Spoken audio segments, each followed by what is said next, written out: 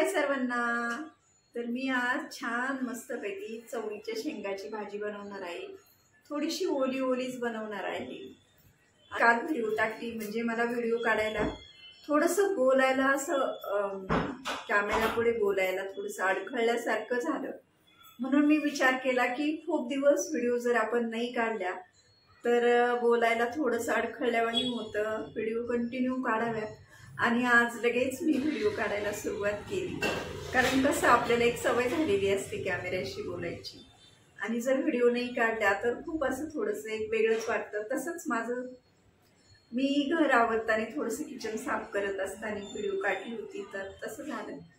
तर चला आता मी ही जी आहे चवळीच्या शेंगाची भाजी ही करते आणि आमच्या घरात फार काही कोणाला ही भाजी आवडत नाही, कोणी एवढं आवडीने खात नाही, पण थोडीशी ओली ओली आणि अगदी साधीच करते। तर आता मी ती कशी करते ते तुम्हाला पण दाखवते।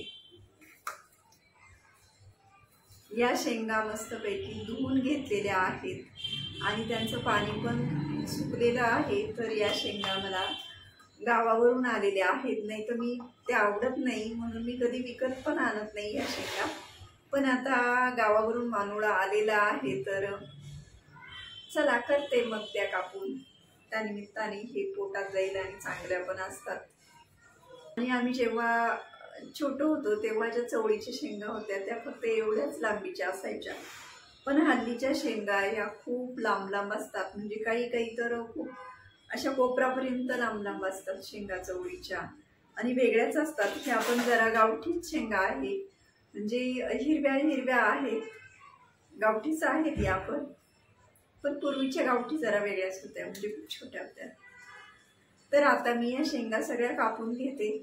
आता या शेंगा ज्या आहेत त्या मी अशा गवारच्या शेंगासारख्याच कापते, म्हणजे असे एवढ्या लांबीच्या कापते, फार काही असं बारीक नाही कापत। आणि कापून त्या पटकन होतात सुद्धा।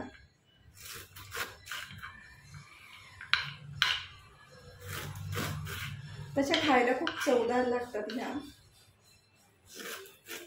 मी अशा पद्धतीने कापल्यात अशा, आणि ह्या हिरव्या हिरव्या आहेत बरं का, गावठीच आहे।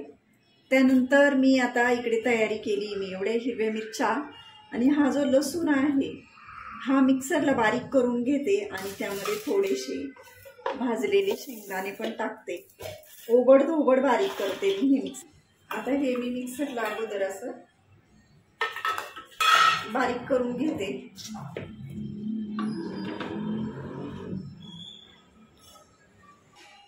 अशा पद्धतीने मिरची बारीक केली आहे। आता याच्यामध्ये थोडेसे शेंगदाणे टाकते, थोडेसे।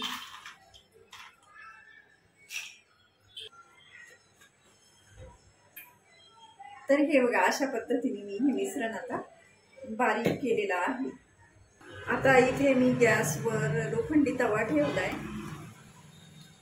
आणि या तव्यावर मस्तपैकी लोखंडी तवाच ठेवलाय भाजीला आणि हा तवा भरपूर मोठा आहे, खोलगट असा। आता याच्यामध्ये 2 वरगळे तेल टाकते मी, कारण माझं वरगळ छोटंच आहे। तर याच्यामध्ये सर्वात पहिले मी टाकते थोडीशी मोहरी, त्यानंतर जिरे। आता याच्यामध्ये मी धना पावडर, हळद पावडर, थोडासा हिंग आणि थोडासा मसाला टाकते। हा काळा मसाला आहे, हा माझा घरीच बनवलेला, तर तो मी आता टाकते। तेलाला खूप ताव आलेला आहे त्यामुळे ते जळू शकते। तर आता मी लगेच याच्यामध्ये ही टाकून देते परतण्यासाठी। म्हणजे कसं आपण जी धना पावडर, हळद पावडर टाकली तर ते जळणार नाही। आणि याच तेलामध्ये माझ्याकडून कोथिंबीर टाकायची राहिली, खरं तर बरेच जण कोथिंबीर वरतून टाकतात, पण मी तेलाच्या फोडणीमध्येच टाकते। आणि आता इतकी घाई झाली की माझी कोथिंबीरच टाकायची राहिली तेलामध्ये। मी कोथिंबीर तेलातच टाकत असते ती परतताना, म्हणजे कसं कोथिंबीरचा वास लागतो।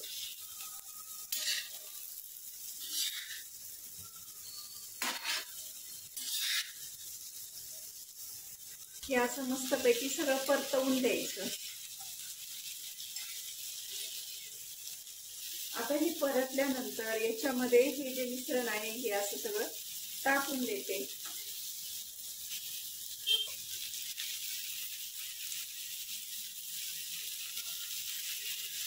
हिरवी मिरची मी याच्यामध्ये थोडीशी जास्तच घातली बरं का, कारण कसं थोडीशी तिखट छान लागेल खायला.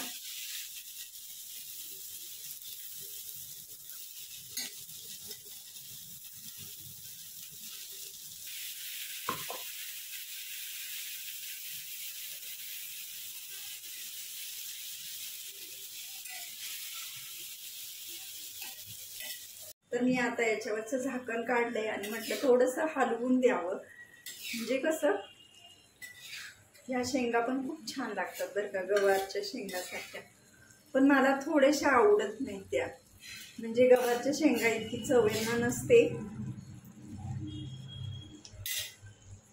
आता यामध्ये मी चवीपुरतं मीठ टाकते, थोडंसं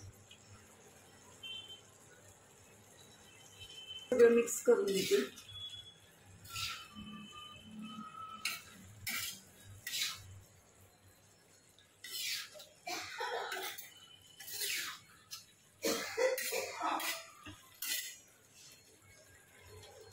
आता यावर परत एकदा झाकण ठेवते आणि शिजवून देते.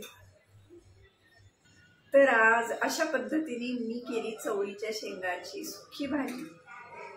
बाय बाय, भेटूया पुन्हा पुढच्या व्हिडिओमध्ये.